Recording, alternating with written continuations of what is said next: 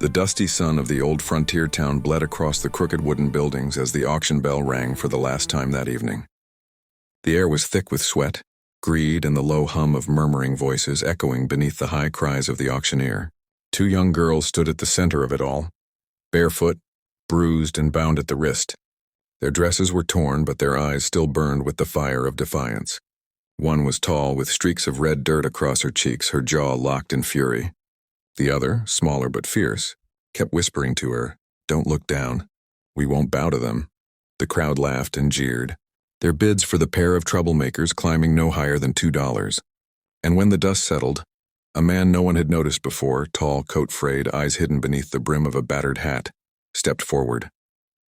He didn't speak, didn't smile, just reached into his pocket and dropped 2 crumpled bills onto the wooden stand.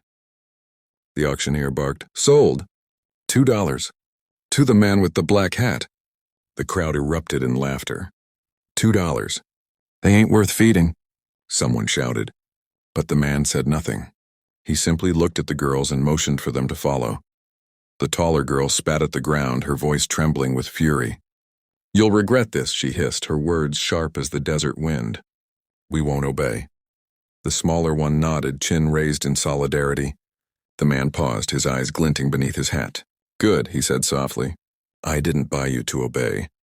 And with that he turned and walked toward the barren road leading out of town. The girls exchanged a look, confusion, anger, fear. But something in his voice made them follow.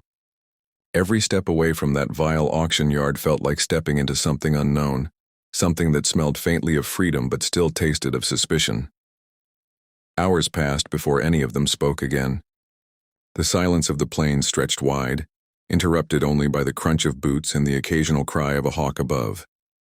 Finally, the smaller girl, her voice hoarse from the dry air, asked, "What do you want with us?" The man didn't turn around. "Nothing," he said. "You were treated like things. I don't deal in things." His words confused them more than comforted them. "Then why pay for us?" The taller one snapped. He stopped walking, his boots sinking into the sand. "Because no one else would. And sometimes freedom costs less than a loaf of bread." He started walking again, and the 2 girls followed in silence.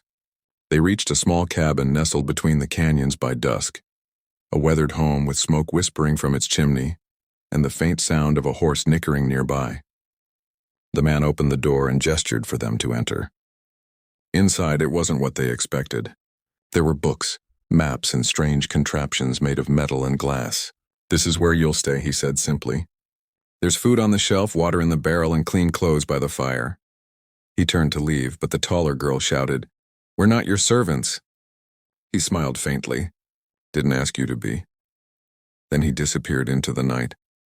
Days passed, and the girls remained cautious. They expected cruelty, commands, or worse, but none came. The man, who they learned was named Elias, barely spoke, spending his days fixing broken tools and sketching strange symbols in his worn notebook. He never told them what he was writing or why he lived so far from town.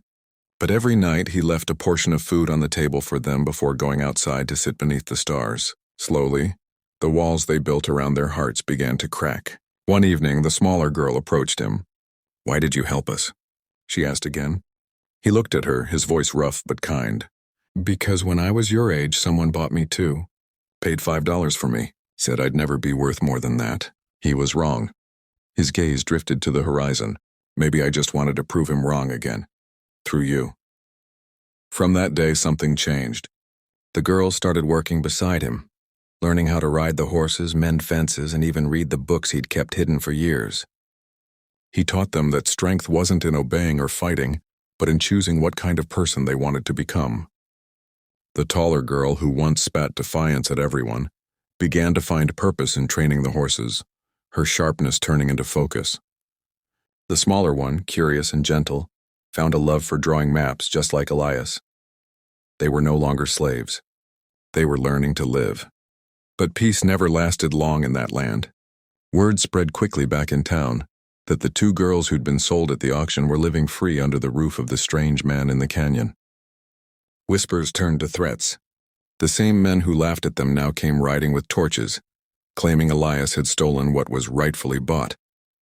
The girls saw the smoke from miles away. Elias stood firm, his hand steady as he loaded his old rifle. "You can't fight them all," the taller girl said. "They'll kill you!" He looked at her, his tone calm. "I'm not fighting them for me. I'm fighting for what's right." He handed her the rifle. "And maybe you'll have to do the same one day, not with a gun, but with courage." When the riders arrived, shouting and demanding the girls back, Elias stood his ground. The taller girl stood beside him, the smaller one clutching his old map notebook. "They're not property," Elias said firmly. "They're free." The men laughed, circling him like wolves. "Free," one spat. "You paid $2 for them." Elias's eyes hardened. "Then maybe that was the best money I ever spent." The first shot rang out and chaos exploded. Smoke filled the air, horses screamed, and fire licked the edge of the cabin. The girls fought beside him not out of fear but out of defiance, the same fire that once made them shout, "We won't obey," now burned brighter, stronger, nobler. When dawn broke, the attackers had fled, leaving behind ashes and silence. Elias lay wounded but alive. The girls tended to him, their faces streaked with soot and tears. "We told you we wouldn't obey," the taller girl whispered. He smiled weakly. "And that's exactly why I helped you." He placed his hand on theirs. "Promise me you'll never forget this. Freedom isn't something you wait for. It's something you take one choice at a time." Years later, the cabin was rebuilt, stronger than before. The girls, now women, carried on Elias's legacy. One became a teacher, helping other lost children read and dream again. The other became a protector of the land, ensuring no one would ever be sold or silenced like they were. And every sunset, they'd look to the horizon and whisper the words that started their story. "You'll regret this. We won't obey." But now, those words were no longer rebellion. They were a promise to never be broken again. And as the screen fades to black, a voice narrates softly, "Sometimes the smallest act of kindness changes the fate of those the world has forgotten." Freedom doesn't start with power. It starts with someone brave enough to say no more. If this story touched you, make sure to subscribe and share, because every view keeps stories like these alive.